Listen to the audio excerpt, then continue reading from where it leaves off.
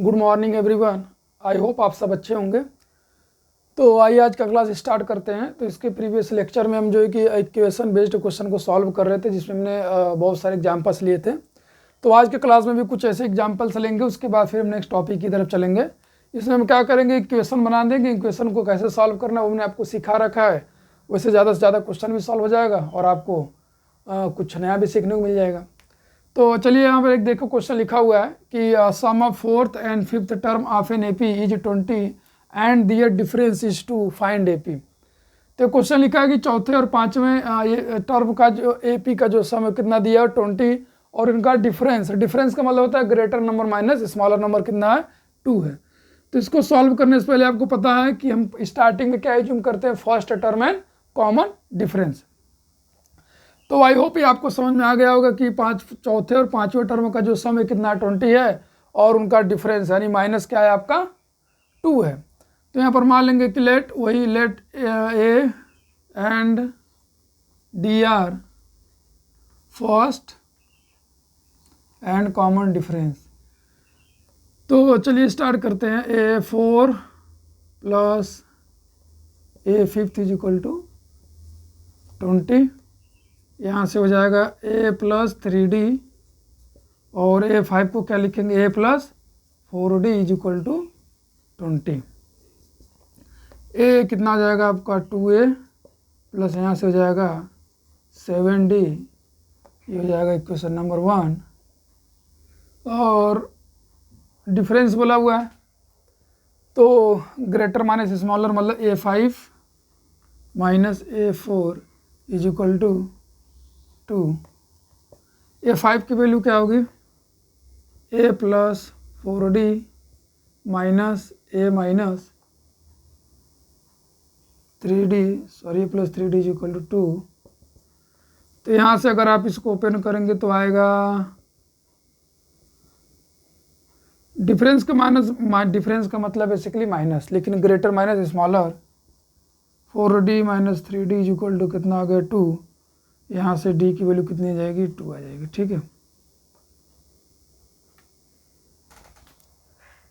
तो अगर D की वैल्यू 2 आ गई तो D की वैल्यू इसमें रख देंगे, आपकी A की वैल्यू आ जाएगी। ठीक है, और अब A की वैल्यू जब आ जाएगी तो आप यहाँ से सीक्वेंस क्या कर सकते हैं, बहुत इजीली फाइंड आउट कर सकते हो। वैसे भी चलिए D की वैल्यू क्या आएगी और A की वैल्यू क्या आ जाएगी, तो पुट इन फर्स्ट तो आ जाएगा 2A plus 7 multiplied by D की value 2 is equal to 20। 2A is equal to 20, 40 अंदर चला जाएगा तो ये हो जाएगा आपका 6, A की वैल्यू हो जाएगी 3। आई होप आपको समझ में आ गया होगा कि पहले हमने क्वेश्चन को केयरफुली रीड किया, उसके बाद जो पैरामीटर मानना था हमने उसको एज्यूम किया। ठीक है, देन उसको हमने सॉल्व किया। ठीक, तो यहाँ पर A और D आ गया तो उसके अब आप सीक्वेंस बहुत इजीली लिख सकते हैं। अब जैसे यहाँ पर कुछ बच्चों के माइंड में ये चल रहा होगा कि D की वैल्यू निगेटिव भी आ सकती है, -2 भी आ सकती है, बिल्कुल आ सकती है। जैसे कुछ बच्चे यहाँ पर बोला है कि डिफरेंस, तो हमको ये नहीं पता है कि हमारा पांचवा टर्म ग्रेटर है कि चौथा टर्म ग्रेटर है, हमको नहीं पता है। तो अब यहाँ से ये देखकर नहीं बोलेंगे कि A प्लस 4D ग्रेटर है और A प्लस 3D लेसर है, ये नहीं बोल सकते हम। तो यहाँ पर जो हमारा D की वैल्यू आया हुआ है वो D की वैल्यू ये भी हो सकता है। ठीक है, इसमें 2 सीक्वेंस पॉसिबल है। पहला कि जब हम डिफरेंस 2 लेंगे तब DA आएगा, और जब डिफरेंस हम क्या लेंगे माइनस ये 2 यानी कि 4 माइनस 5 करेंगे तो यहाँ से जो D की वैल्यू आएगी कितनी आएगी, -2 आएगी। ठीक है, तो इसमें 2 सीक्वेंस पॉसिबल है। कौन कौन सा सीक्वेंस पॉसिबल है, तो यहाँ पर हम लिख दे रहे हैं, क्योंकि हमको ये नहीं पता है कि कौन टर्म ग्रेटर है कौन टर्म क्या है स्मॉलर है। तो एक बार हम A5 माइनस A4 करके D निकालेंगे और उस D से A की वैल्यू निकालेंगे, फिर सीक्वेंस लिखेंगे। उसके बाद A4 माइनस A5 करेंगे, वहाँ से जो है कि D की वैल्यू निकालेंगे, फिर D की वैल्यू को पुट करके A की वैल्यू निकालेंगे, देन सीक्वेंस लिखेंगे। तो चलिए यहाँ पर देखिए सीक्वेंस क्या जाएगा। पहला फर्स्ट सीक्वेंस किस टाइप का होगा, 3 फिर ऐड कर 3 5 7 9 11 ऐसे डॉट डॉट डॉट। ठीक, अब यहाँ पर d की वैल्यू -2 है, तो यहाँ पर जब d की वैल्यू -2 हम रखेंगे तो क्या आएगा, तो आई थिंक यहाँ पर आ जाएगा आपका a इक्वल टू आ जाएगा, इसको जब रखेंगे तो ये हो जाएगा माइनस, उधर जाएगा 34 आएगा, 17 आ जाएगा a की वैल्यू, ठीक है, जब d की वैल्यू माइनस है। तो जो हमारा दूसरा टाइप का जो सीक्वेंस होगा, दो सीक्वेंस पॉसिबल होंगे, ठीक, 17 और यहाँ d की वैल्यू -2, तो इसमें माइनस होता चलेगा, दो क्या हो जाएगा, माइनस होता चला जाएगा, ऐसे 17 15 फिर 11 फिर 9 ऐसे फिर 7 ऐसे ऐसे चलता चला जाएगा, ठीक है।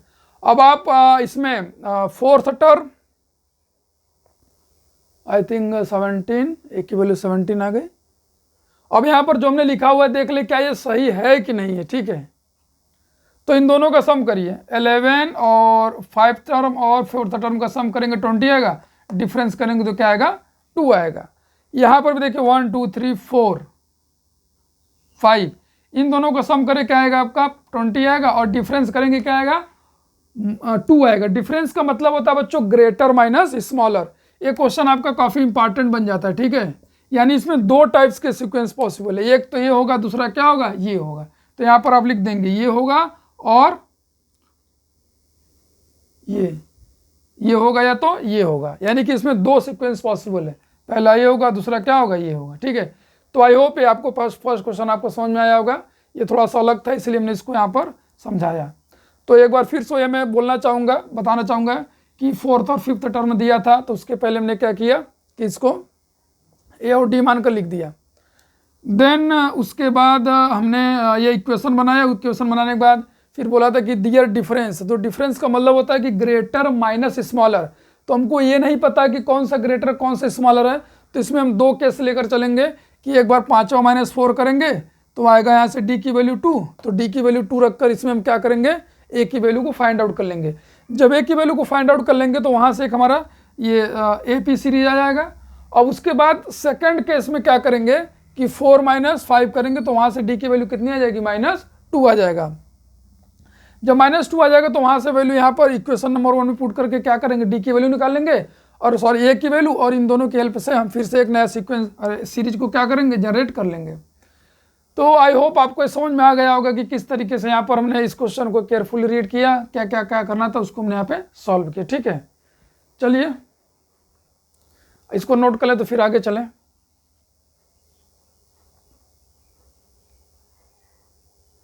आई होप आपने इसको नोट कर लिया होगा। अब हम चलते हैं नेक्स्ट क्वेश्चन की तरफ।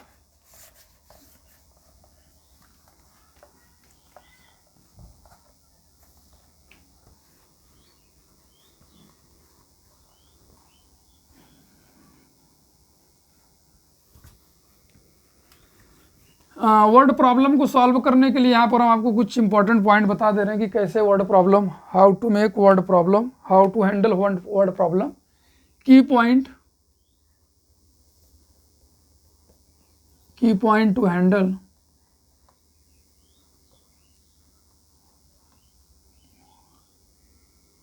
Word problem.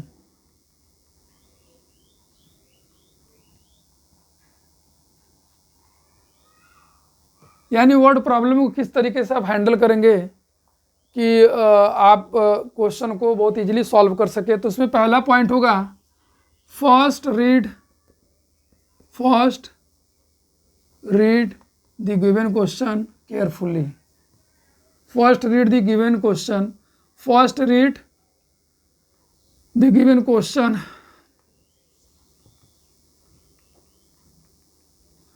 first read the given question carefully, either one or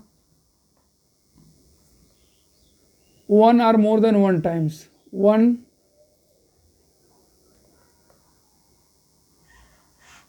times or more until you understand। आपको क्या करना है कि क्वेश्चन जो दिया उसको केयरफुली रीड करिए, वो एक बार या तो एक से ज़्यादा बार, जब तक आपको समझ में ना आ जाए, ठीक है।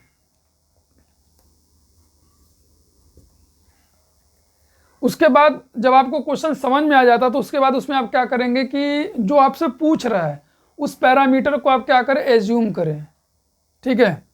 Assume the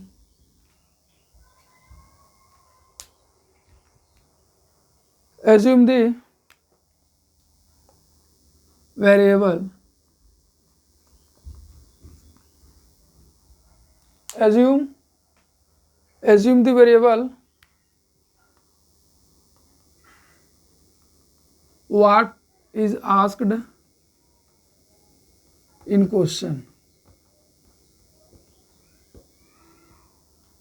assume the variable what is asked in question, यानी कोई क्वेश्चन में क्या पूछा गया है उस वेरिएबल को आप क्या करें, एज्यूम कर ले, उसको वेरिएबल के फॉर्म में एज्यूम करें, ठीक है। Assume the variable what he asked in question. अब एक्स वाई जेड आप यहाँ पे कुछ भी मान सकते हैं, ठीक है, एक्स वाई जेड जितना आपको नीड हो। फिर थर्ड क्या करेंगे, and create a relation between, create a relation, create the relation between variable,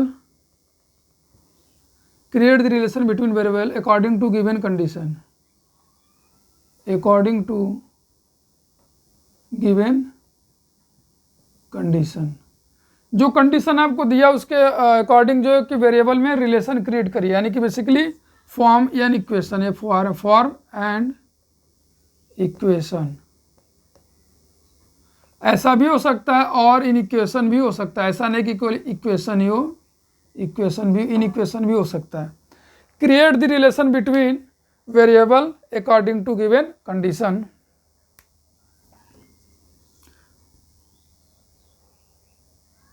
and then solve the equation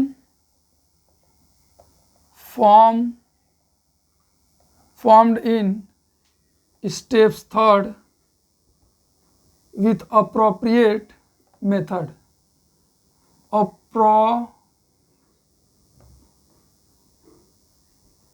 appropriate or suitable method।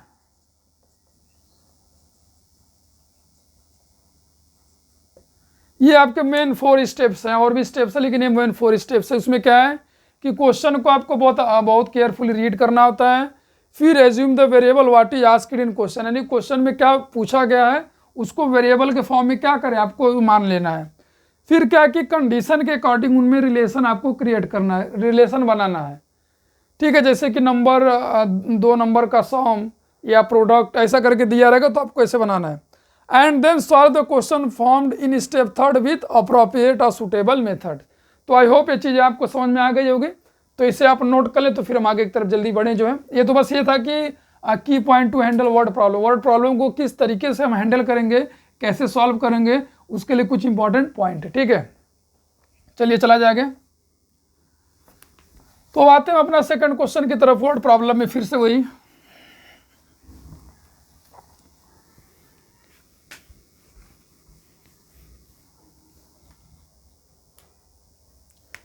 Second question,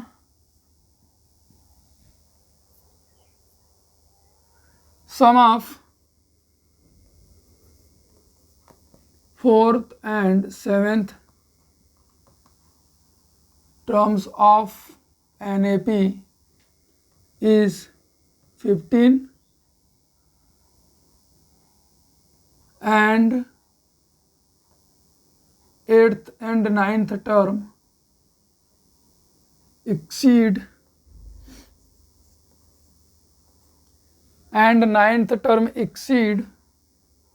12 by and 9th term exceed 5th term and 9th term exceed 14th term by 7, then find AP।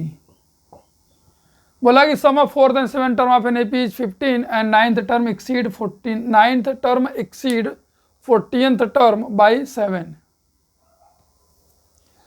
तो बस simple सा पहले हमने इसको read किया कि दिया है कि चौथे और 7वें पद का जो योग है सम है 15 है, और 9th जो टर्म है वो 14 से कितना ज़्यादा है, 7 ज़्यादा है। तो आपको एपी को फाइंड आउट करना है। तो जिससे ज़्यादा हो तो उसमें हम क्या करते हैं, ऐड करते हैं। तो यहाँ पर हम इक्वेशन बना देंगे, आपको सॉल्व करना है, ठीक बच्चों। तो पहले सिंपल सा हमने क्या किया कि इसमें हमसे क्या बोला एपी बनाने के लिए हमको क्या चाहिए, ए और डी चाहिए। तो स्टार्टिंग में इस टाइप्स के क्वेश्चन को हमने बताया ही था कि आपको क्या करना है, ए और डी एज्यूम करना है। तो यहाँ पर क्या करेंगे, वही let A and D are first and common difference. तो अब चलिए fourth term plus seventh term का सम कितना है, 15 है। तो यहाँ से क्या आ जाएगा आपका a plus 3d plus a plus 6d equal to कितना आ जाएगा 15। ए कितना आ जाएगा आपका 2a और इन दोनों का सम कितना हो जाएगा 9d इक्वल टू 15। ये इक्वेशन हमारा फर्स्ट हो गया। अब अगर इक्वेशन अगर सिंपलेस्ट फॉर्म में ना होता तो किसी नंबर से क्या करते, डिवाइड करके और इसको सिंप्लीफाई बना लेते। सेकेंड कंडीशन क्या है, यहाँ पर एक इक्वेशन बन गया, आपके पास 2 वेरिएबल है तो आपको 2 इक्वेशन चाहिए उसको सॉल्व करने के लिए। अगर 3 वेरिएबल है 3 इक्वेशन। तो 9th टर्म जो है आपका किससे ज़्यादा है, 14th टर्म से। 9th term is greater than 14th term by 7। 14वें टर्म से कितना ज़्यादा है आपका 7। तो यहाँ पर हो जाएगा a plus 8d is equal to a plus 13th d plus 7। इधर लाइए a plus 8d minus a minus 13th d is equal to ये कैंसिल, 8d में से करेंगे तो आएगा 5d is equal to 7, d की वैल्यू आ गई -7/5। तो आई होप बच्चों यहाँ से d की वैल्यू निकल गया इस वाले क्वेश्चन से। इसको इसमें पुट कर दें, a की वैल्यू आ जाएगी। तो हमने बोला था किसी एक मेथड से, तो एक मेथड क्या है आपका, वही सब्स्टिट्यूशन आया, यहाँ से इसमें पुट कर देंगे, सॉल्व हो जाएगा, a और d निकल जाएगा तो आप ए भी बना सकते हैं। तो आई होप आपको समझ में आ गया होगा कि जल्दी जल्दी किस तरीके से जो है कि यहाँ पर इक्वेशन मैंने बनाया। तो क्वेश्चन यही रहेगा इसी तरीके का। आई होप आपको समझ में आया गया होगा। आप इसे नोट कर लें तो फिर हम आगे चलें जो है।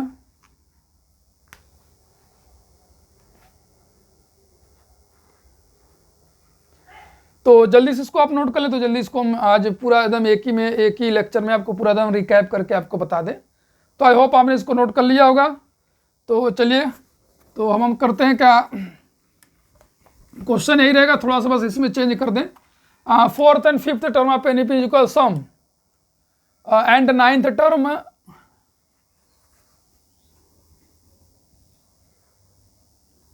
less and 9th term less than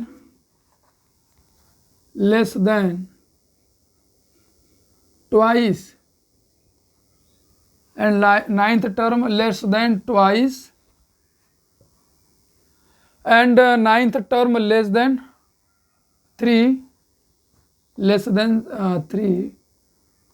twice of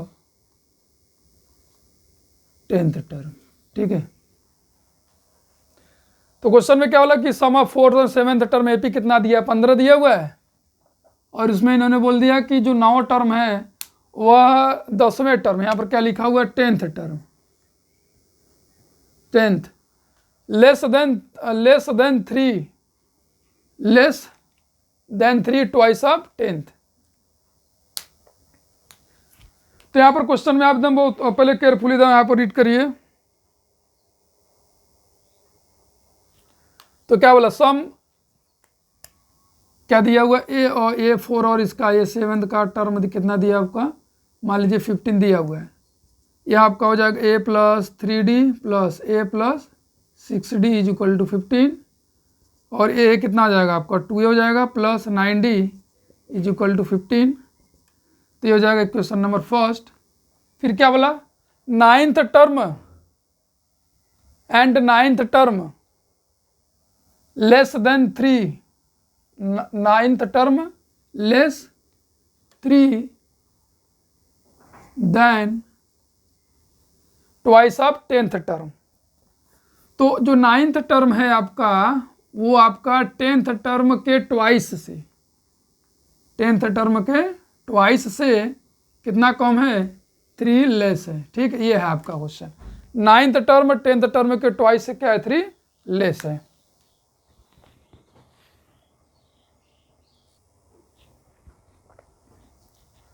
तो यहाँ पर दिया 9th टर्म 10th टर्म के ट्वाइस से 3 लेस है। तो ये आपका बन जाएगा a plus 8d is equal to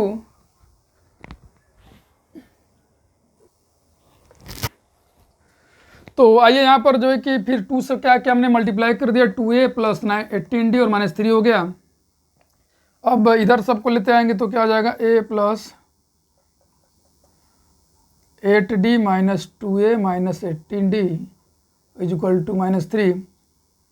तो यहाँ से देखिए a में से -2a घटाएंगे तो क्या आएगा, -1a, और यहाँ 8 में से -18d यानी 8d में से 18d को सब्ट्रैक्ट करें तो कितना आएगा, -10d इज इक्वल टू -3। देखिए सभी माइनस है तो इसको सब प्लस बना दीजिए, यानी -1 से मल्टीप्लाई कर दीजिए, ठीक है। तो हमने उसमें क्वेश्चन में बोला था वर्ड प्रॉब्लम के लिए कि पहले क्वेश्चन को केयरफुली रीड करिए, जो पूछ रहा है उस वेरिएबल को एज्यूम करिए, एज्यूम करने के बाद फिर गिवन कंडीशन से आप इक्वेशन बनाएंगे। तो कंडीशन दिया था कि 4th और 7th टर्म का सम 15 है, तो कंडीशन के अकॉर्डिंग हमने इक्वेशन बनाया। और सेकंड कंडीशन क्या था कि जो 9th टर्म था वो 10th टर्म से 3 कम था, तो यहाँ पर हमने उसको भी यहाँ पे लिख करके यहाँ पर सिंपली इक्वेशन बना लिया। अब इन दोनों इक्वेशन को एक अप्रोप्रिएट मेथड से इसको सॉल्व कर लेंगे। तो आई होप आपको समझ में आ गया होगा। सॉल्यूशन के लिए हमने बहुत सारी चीज़ें बहुत सॉल्यूशन हमने किया हुआ है लीनियर इक्वेशन इन 2 वेरिएबल में और इसमें भी, तो आप इसे नोट कर ले। तो फिर हम नेक्स्ट क्वेश्चन की तरफ चलें जो है,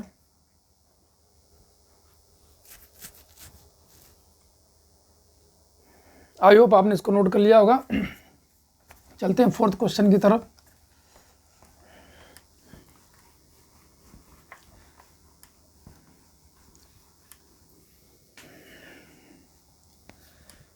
देखिए मीन का मतलब क्या होता है, मीन आप लोगों ने पढ़ा होगा। मीन का मतलब arithmetic mean, sum of term divided by total number of terms, ये होता है, ठीक है। Sum of term divided by total number of terms. तो यहाँ पर क्वेश्चन नंबर 4 में ऐसे दिया रहेगा कि mean of second and third term, second and third term is 10 and mean of 4th and 8th term is 20, then find AP, then find AP, ऐसे बोलेगा। क्या बोला हुआ है कि mean of second and third term is 10 and mean of 4th and 8th term is 20, then find AP। अब AP find out करना है तो आपको क्या चाहिए, A और D चाहिए, ठीक है। तो A और D निकालने के लिए आपके पास क्या है, तुरंत सिंपली आपको क्या करना पड़ेगा, इसे मानना पड़ेगा वही कि let A and D are first and common difference. तो बस मीन का मैंने मतलब बताया हुआ है कि दोनों को सम करेंगे। कितने टर्म है यहाँ पे, 2 है ना, सेकेंड और थर्ड 2 टर्म्स हैं। तो ये हो जाएगा A2 प्लस A3 बाई कितना हो जाएगा 2 इज इक्वल टू कितना 10। तो यहाँ से आ जाएगा आपका A2 plus A3 is equal to कितना आ जाएगा 20 आ गया। A2 का मतलब हुआ A प्लस D और A3 का मतलब हुआ A plus 2D is equal to कितना हो जाएगा बच्चों 2 हो गया। मीन का मतलब ही यही है कि sum of number divided by total number. A और A कितना आ जाएगा आपका 2A और D कितना हो गया 3D इज इक्वल टू हो गया 20। ये हमारा इक्वेशन क्या हो गया, फर्स्ट हो गया, ठीक है। तो क्वेश्चन को केयरफुली रीड करने के बाद कंडीशन दिया उसके अकॉर्डिंग हमने इक्वेशन को बना लिया। और यहाँ पर 2 वेरिएबल है तो हमको 2 इक्वेशन चाहिए, तो दूसरा कहाँ से मिलेगा, यहाँ से A4 प्लस 8 बाई सॉरी। तो यहाँ से आप देख रहे हैं कि जो सम यहाँ पर मीन है दोनों का हमने लिख लिया, कितना है वो 20 है। तो यहाँ से हो जाएगा आपका A4 plus A8 is equal to कितना आ जाएगा 40 है। और यहाँ से A4 का मतलब हुआ A प्लस 3D और यहाँ पर हो गया A plus 7D is equal to कितना आ जाएगा 40। A और A कितना हो जाएगा आपका 2A plus 10D is equal to 40। यहाँ पर देखिए सिंप्लीफाई हो जाएगा, 2 से डिवाइड कर दें इनको, 2 से डिवाइड करेंगे तो क्या आएगा बच्चों A plus 5D is equal to 20। यहाँ से आप लिख लीजिएगा कि 2 से डिवाइड करने पर, ठीक है, 2 इक्वेशन बन गया, इसको आप सॉल्व कर लीजिए किसी एक मेथड से। आई होप आपको समझ में आया होगा कि किस तरीके से क्वेश्चन अगर दिया है तो उसको हम कैसे यहाँ पर हैंडल कर रहे हैं। तो कभी मीन दिया रहेगा तो कभी क्या होगा कि टर्म्स किसी से ज़्यादा किसी से लेस है, ठीक है। इसको आप नोट कर ले तो फिर हम आगे चलें जो है। आई होप आपने इसको नोट कर लिया होगा। अब चलते हैं क्वेश्चन नंबर 5 की तरफ।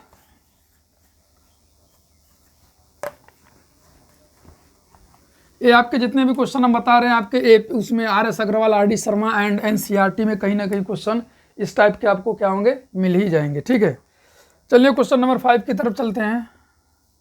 वो क्वेश्चन नंबर 5 क्या है कि स्क्वायर ऑफ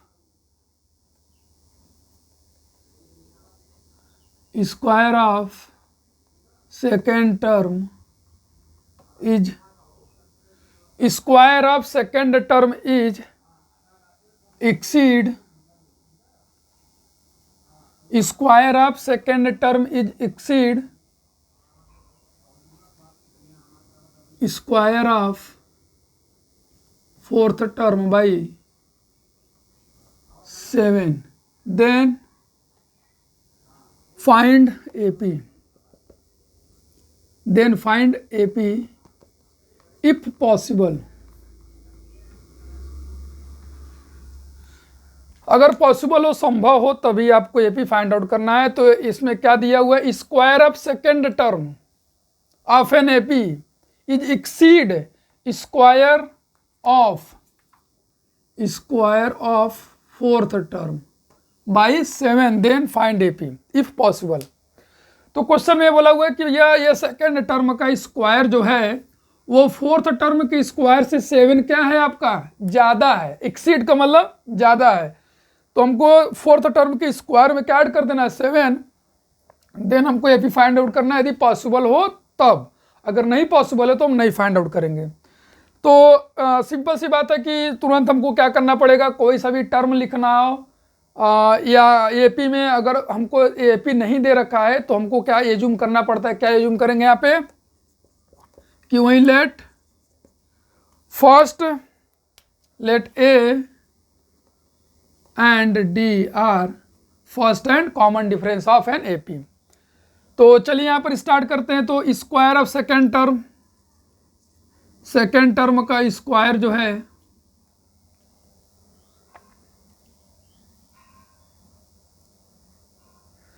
सेकेंड टर्म का स्क्वायर जो है क्या है आपका, फोर्थ टर्म के स्क्वायर से कितना अधिक है, 7, ये है। तो अब AP में अगर स्क्वायर सेकेंड टर्म को देखो तो क्या होगा, A प्लस D का स्क्वायर, A प्लस 3D का स्क्वायर प्लस 7, यहाँ से आ जाएगा A square plus B square plus 2AB is equal to, यहाँ से भी क्या आ जाएगा, A square plus B square plus 2AB। तो फॉर्मूला तो कहीं पर भी लग सकता है, किसी फॉर्म में भी लग सकता है। ठीक है, अब देखिए इक्वल टू के लेफ्ट और राइट सेम टर्म है और सेम साइन है, तो इसको हम क्या करेंगे, कैंसिल कर देंगे। ठीक है, तो यहाँ पर हो जाएगा आपका D square plus 2AD is equal to 9D square plus 6AD plus 7। तो यहाँ पर इधर इस साइड लेकर आइए, इसको क्या हो जाएगा, या सबको उसी साइड लेकर चले जाइए। तो हम इन सब टर्म को राइट में ले जा रहे हैं, यहाँ पर क्या हो जाएगा, 0 हो जाएगा। 0 is equal to 9D square minus D square, इसके बाद minus plus 6AD minus 2AD plus 7। अब इंटरचेंज कर दिए इसको, चलिए अभी लिख दे रहे हैं पहले, 8D square plus 4AD plus 7। अब इंटरचेंज कर दिया जाए, यानी यहाँ पर लिखेंगे 8D square plus 4AD plus 7 is equal to 0 आ गया। ठीक है, इसमें एक थोड़ा सा देखिए, ये इक्वेशन है, इसमें 2 वेरिएबल, एक D है और एक A है। तो 2 वेरिएबल यानी अननोन कांस्टेंट है, और 2 वेरिएबल के लिए यानी कि 2 अननोन कांस्टेंट के लिए हमको 2 इक्वेशन चाहिए। हमारे पास यहाँ पर क्या है, केवल एक ही इक्वेशन है, तो इसको हम सॉल्व नहीं कर सकते हैं। तो इस क्वेश्चन में क्या बोला जाए कि इसको सॉल्व नहीं कर सकते, बोला था कि पॉसिबल, तो हम यहाँ पर बोलेंगे कि we need 2 equation, we need 2 equation, we need 2 equation to solve this problem. मतलब ये बोलेंगे कि डाटा इनसफिशिएंट, डाटा इनसफिशिएंट। ऐसे भी कभी कभी क्वेश्चन हो सकता है पूछ दे, लेकिन ऐसा पूछेगा नहीं। लेकिन मैंने बता दिया कि अगर यहाँ पर 2 वेरिएबल है तो हमको 2 इक्वेशन चाहिए, और यहाँ पर जो है कि हमको दूसरा इक्वेशन कोई ऐसा इन्फॉर्मेशन नहीं दिया कि दूसरा इक्वेशन हम यहाँ पर फाइंड आउट कर सके। तो यहाँ पर हमने लिख दिया कि we need 2 equation to solve this problem. का मतलब ये हुआ कि डाटा हमारे पास क्या है, इनसफिशिएंट, यानी कि उतना नहीं डाटा है, उतना इन्फॉर्मेशन नहीं है जिससे कि हम इस इक्वेशन को या इस प्रॉब्लम को सॉल्व कर सके। अगर इसी में ए की वैल्यू दे रखा होता तो तुरंत यहाँ पर हम क्या करते हैं, ए की वैल्यू को पुट करके सॉल्व कर लेते हैं। तो आई होप आपको समझ में आ गया होगा कि इस टाइप के क्वेश्चन में ऐसा भी दे सकता है कि ए की वैल्यू यहाँ पर अगर ए की वैल्यू यहीं पर दे देता कि फर्स्ट टर्म इतना है देन फाइंड, तो आप बहुत ईजिली इसको फाइंड आउट कर सकते थे। तो आई होप आपको समझ में आ गया होगा कि कभी कभी डाटा हमारे पास पूरा अवेलेबल नहीं होता जिससे हम उस प्रॉब्लम को सॉल्व कर सके। तो इसे आप नोट कर ले, तो नेक्स्ट क्वेश्चन की तरफ हम लोग चला जाए।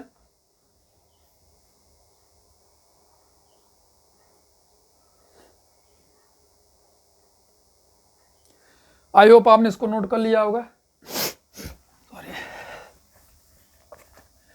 आई होप हमने काफी ठीक ठाक क्वेश्चन जैसे कर लिया है, एक्सीड से related, less than, twice, thrice. तो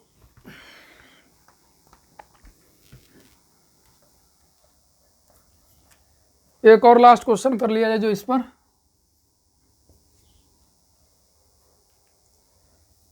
if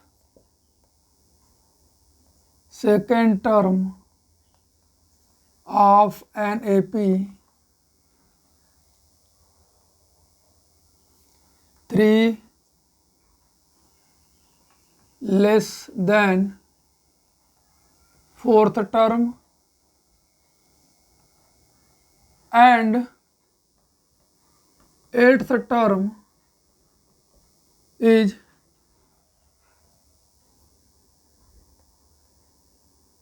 nine less than thrice of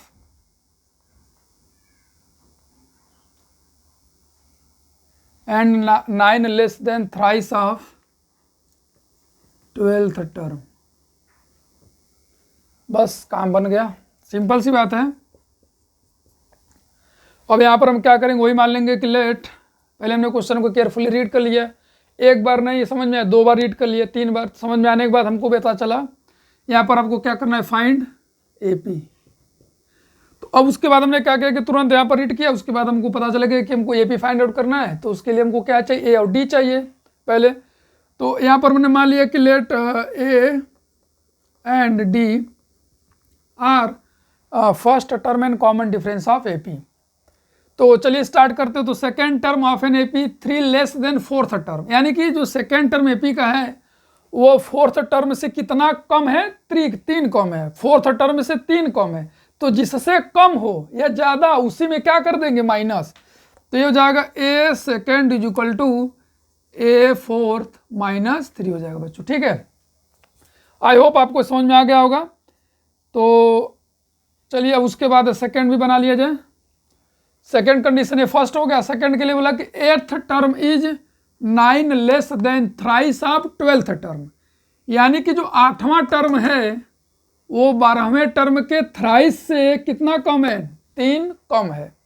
8th term is 9 less than thrice of 12th term. तो 9 किससे कम है, ये तो देखिए 9 किससे कम है, 12th टर्म के थ्राइस से 9 कम है। तो ये हो जाएगा बच्चों A 8 is equal to thrice of A 12 minus 9, ऐसे। ये हमारा दूसरा कंडीशन, ये फर्स्ट कंडीशन।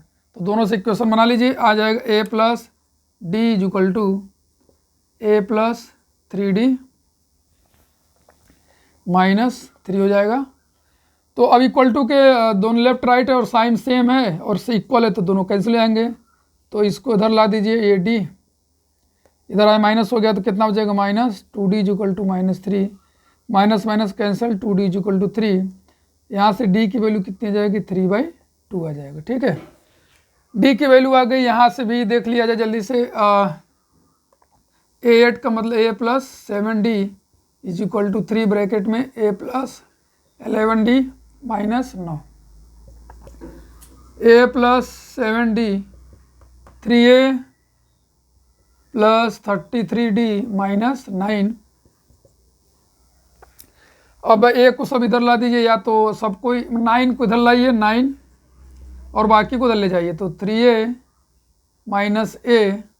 तो वेरिएबल कांस्टेंट तो ये अदर साइड जाएंगे, अगर दूसरे साइड पर कांस्टेंट है तभी हमारा इक्वेशन सॉल्व हो पाएगा।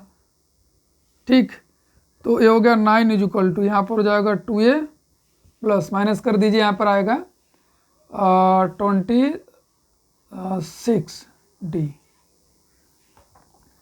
अब इसको आप ऐसे लिख दिए 2A plus 26D is equal to 9 हो जाएगा 2।